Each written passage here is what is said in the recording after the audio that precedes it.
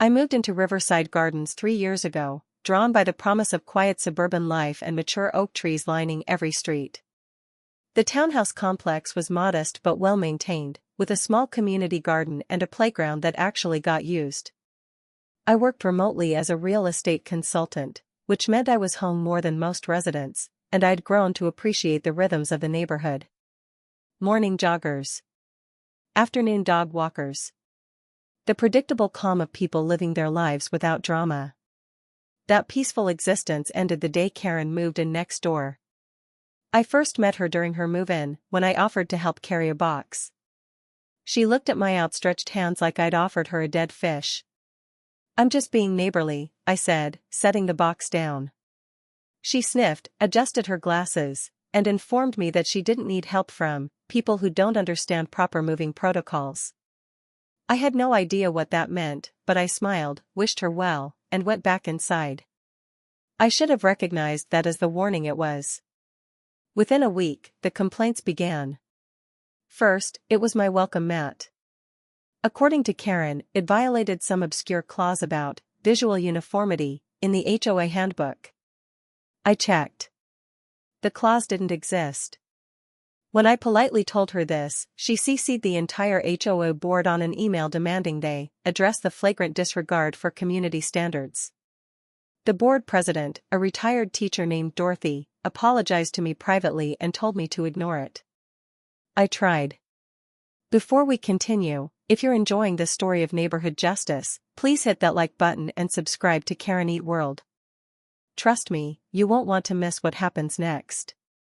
Your support helps us bring you more stories of entitled people getting exactly what they deserve. Then Karen discovered my work-from-home schedule meant I received deliveries during the day. Packages would arrive, get placed on my doorstep, and disappear inside within minutes. Apparently, this offended her sensibilities. She began photographing every delivery, timing how long boxes sat outside, and submitting formal complaints to the HOA about excessive commercial activity. I wasn't running a business. I was receiving the same Amazon orders everyone else got. But Karen had decided I was operating an illegal warehouse, and nothing would convince her otherwise. I tried reasoning with her. I knocked on her door one evening with a plate of cookies and an offer to explain my work situation. She opened the door exactly 3 inches, refused the cookies, and told me that fraudulent home-based businesses were ruining the property values. Then she shut the door in my face. The cookies went to Dorothy instead, who sighed deeply and told me Karen had already submitted 17 complaints in her first month. About various neighbors. About the landscaping crew. About the angle of the afternoon sun, which she claimed was an HOA maintenance issue. But I started noticing something else. Every time I passed Karen's front window, I could see inside. And what I saw concerned me. Stacks of boxes. Piles of newspapers. Bags of something clustered near the door. At first, I assumed she was still unpacking. But weeks passed, then months, and the stacks grew higher. I could see them through the window, creeping up the walls like some kind of architectural fungus. The newspapers were yellowed, suggesting they'd been there far longer than her residency. She'd brought this collection with her. I'm not proud of this, but curiosity got the better of me one day. Her window was open, just slightly, and the smell hit me from the sidewalk. Musty paper, rotting food, and something else I couldn't identify. Something biological. I stood there for a moment, genuinely worried. This wasn't normal unpacking. This was something else entirely. I considered saying something to Dorothy, but Karen's harassment had reached a fever pitch, and I worried it would look like retaliation. Karen's latest crusade involved my parking. I parked in my assigned spot, number 23, the same spot I'd used for 3 years. But Karen had decided that I was encroaching on the communal easement by approximately 3 inches. She measured. With a tape measure. Multiple times. Then she submitted a formal complaint demanding my vehicle be towed at my expense. The HOA board rejected it. She submitted it again. And again. Dorothy stopped responding to her emails. So Karen escalated. She began parking her own car directly behind mine, blocking me in. When I knocked on her door to ask her to move, she claimed she was parked in a legal public space and refused to budge. I had to call a board member to mediate. Karen moved her car, but not before photographing my vehicle from 17 angles and muttering about property damage lawsuits. There was no damage. There was never any damage. But Karen had discovered that threats were weapons, and she wielded them constantly. The breaking point came on a Tuesday morning. I was on a video call with a client, discussing a major commercial property acquisition, when I heard screaming outside. I muted myself and looked out the window. Karen was on my doorstep, pounding on the door, shrieking about a delivery truck that had blocked her view while dropping off a package. The driver had been there for maybe 90 seconds. But Karen was acting like he'd parked there permanently. I ended my call early, apologized to my client, and opened the door. Karen's face was red, her fists clenched, and she was literally trembling with rage. "You did this on purpose," she screamed. "You're harassing me. You're targeting me. I'm calling the police." I stood there, calm, and asked her to please lower her voice. This made her angrier. She called 911. Right there. On my doorstep. And reported that I was threatening her with violence. The police arrived. 2 officers, looking tired and resigned in that way that suggested they'd dealt with situations like this before. Karen immediately launched into a 20-minute monologue about my crimes, which included receiving mail, parking in my own spot, and existing near her property. The officers listened politely, then asked me for my side. I showed them the email chains. The photographs Karen had taken. The complaints. One officer actually winced. They told Karen that receiving packages wasn't a crime, asked her to stop harassing her neighbors, and left. Karen stood on the sidewalk, watching them drive away, and I saw something shift in her expression. She'd expected validation. She'd expected them to arrest me. And now she was recalculating. I should have recognized that look. It meant she was about to get worse. Over the next week, Karen filed complaints with the county about my illegal business operations. She contacted my employer, somehow found the company website, and sent them a rambling letter about my fraudulent conduct. She submitted a formal petition to the HOA demanding my eviction for repeated violations and threatening behavior. None of it was true. None of it would hold up. But it was exhausting, constant, and clearly designed to wear me down. That's when I started paying closer attention to her townhouse. The smell had gotten worse. Strong enough that other neighbors mentioned it.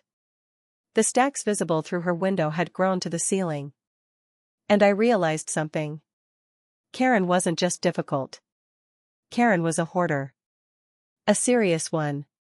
And in our HOA agreement, there were very specific clauses about maintaining properties to community standards, preventing health hazards, and ensuring units remained habitable. I didn't want to weaponize someone's mental health issue. I genuinely didn't. But Karen had spent months trying to destroy my peace, my career, and my reputation over imaginary violations. And she was living in conditions that posed legitimate risks. Fire hazards. Pest infestations. Structural damage. I made a decision. If Karen wanted to play by the rules, we'd play by all of them. I started documenting everything. Photographs of the visible hoarding through her window, taken from public spaces. Dates and times of the smell, corroborated by other neighbors who I spoke to casually. Records of every complaint she'd filed against me, showing a pattern of harassment. Then I did something Karen hadn't expected. I requested a formal HOA inspection of her unit, citing concerns about health and safety violations that could impact neighboring properties. The HOA board was reluctant. Dorothy especially. She pulled me aside and asked if I was sure. "This could get ugly," she said. I told her I was aware. But I also told her that if Karen's hoarding caused a fire, or attracted rodents, or led to structural damage, the HOA could be liable. That got their attention. They scheduled an inspection. Karen refused entry. Absolutely refused. Stood in her doorway and screamed at the board members about illegal searches and violation of rights. Which was her prerogative. But it was also a violation of the HOA agreement, which required residents to allow reasonable inspections with proper notice. The board gave her a formal warning. She ignored it. They gave her a second warning. She threatened to sue. Here's what Karen didn't know about me. My work as a real estate consultant meant I understood property law intimately. I knew exactly what the HOA could and couldn't do. I also knew that in our state, HOA boards could petition the county health department to conduct inspections if there was reasonable suspicion of health code violations. And I knew the health department didn't need permission to enter if they had probable cause. I submitted an anonymous complaint to the county health department. I included photographs, statements from neighbors about the smell, and documentation of Karen's refusal to allow HOA inspections. I framed it carefully, focusing on legitimate health concerns rather than personal disputes. 3 days later, 2 health inspectors showed up with a county sheriff's deputy. Karen couldn't refuse them. She tried. She stood in her doorway and screamed about rights and harassment and conspiracies. But the health inspector calmly explained that they had authority to inspect based on health code concerns, and if she didn't allow entry, they'd obtain a warrant and return with additional law enforcement. Karen, faced with actual legal consequences for the first time in her life, stepped aside. I wasn't there for the inspection. But Dorothy was, as HOA president. She told me later that she'd never seen anything like it. The entire townhouse was filled, floor to ceiling, with stuff. Newspapers dating back decades. Boxes of rotting food. Bags of trash that had never been taken out. The inspectors found rodent droppings, mold, and structural damage to the walls from moisture and weight. They condemned the unit on the spot. Uninhabitable. Karen had 72 hours to vacate. Karen appeared on my doorstep that evening. Not screaming this time. Crying. Begging. You did this, she said. You called them. You destroyed my home. I looked at her, this woman who'd spent months trying to destroy my life over a welcome mat and some Amazon packages, and I felt something cold settle in my chest. I submitted a legitimate health concern, I said calmly. The inspectors made their own determination based on code violations. If you'd maintained your property to community standards, none of this would have happened. She tried to rally. Tried to find allies. But every neighbor she'd harassed over the past year suddenly had very selective hearing. The HOA board backed the health department's decision unanimously. Karen had 72 hours, and there were no extensions. She'd created this situation through her own actions, and now she'd face the consequences. But I wasn't done.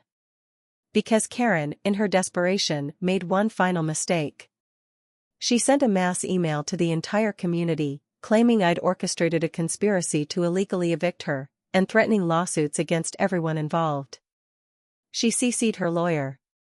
Unfortunately for Karen, her lawyer took one look at the health inspection report and the documentation of her harassment campaign and dropped her as a client immediately. That email, though? That email was defamatory.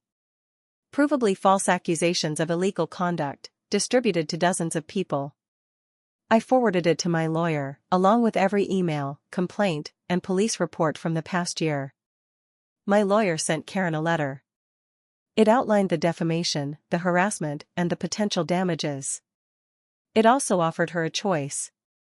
Sign a legally binding agreement to never contact me again, never file complaints about me, and never discuss me with other residents, or face a lawsuit that would absolutely bankrupt her. Karen signed. She had no choice. She was being evicted, had no legal representation, and faced financial ruin if she fought. 3 days later, I watched from my window as she loaded a U-Haul with whatever salvageable possessions she could extract from that condemned unit. It wasn't much. Most of her hoard was unsalvageable, contaminated by mold and rodents and time. She made one final trip to her townhouse, then stopped in the parking lot. Just stood there, looking at the building. And I saw the moment it hit her. The full understanding. She'd spent a year trying to get me evicted over imaginary violations. And in the end, I'd gotten her evicted using the very same HOA rules she'd weaponized. Her own obsession with regulations and codes and violations had become the instrument of her destruction. She'd built the trap herself. I'd just sprung it. Karen looked up at my window. Our eyes met. And in that moment, she understood exactly what had happened. Her face went pale, then red, then something beyond rage or grief. Pure comprehension. She'd played a game she thought she understood, against an opponent she'd completely underestimated. And she'd lost everything. If you enjoyed watching Karen's rules get used against her, make sure you hit that subscribe button and smash that like. We've got plenty more stories about entitled people facing the consequences of their own actions. Drop a comment and let me know what you think Karen learned from all this. I'll see you in the next video.